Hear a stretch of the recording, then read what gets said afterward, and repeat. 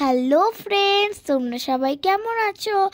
আগের পার্টে আমি তোমাদেরকে শেয়ার করেছিলাম যে আমরা নৈনিতাল বেড়াতে বেরিয়েছি। নৈনিতালে কাঠগুদামে পৌঁছে আমরা রামনগর বলে একটা জায়গায় হোটেলে চলে গেছিলাম। সেখানে আমরা লাঞ্চ করে দুপুরবেলা ঘুমিয়ে পরে বিকেলবেলা চলে গেছিলাম কোশি নদীর তীরে।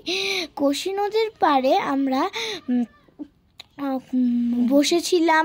কোশি নদীর পাড়টা ভীষণ সুন্দর ছিল, আর কোশি নদীটা ছিল ভীষণ পরিষ্কার পরিচ্ছন্ন এবং ওখানকার অ্যাটমসফিয়ারটা ভীষণ সুন্দর ছিল।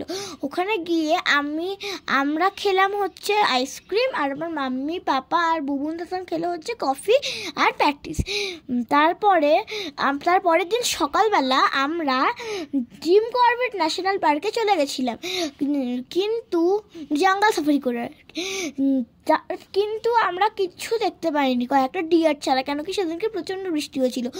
আর যেটা দেখার জন্য সবাই যায় জঙ্গলে, সেটা হচ্ছে বাঘ, কিন্তু আমরা সেটাই দেখতে পাইনি। বাঘটাই তো মেন, বলো তো।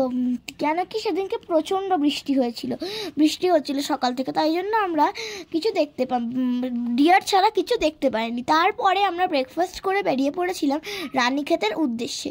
রানীক্ষেতে যাওয়ার সময় আমরা কী দেখলাম আর ওখানে গিয়ে কী দেখলাম সেগুলো জানার জন্য তোমাদের চোখ রাখতে হবে আমার নেক্সট পার্টে। এখনকার মতো বাই বাই।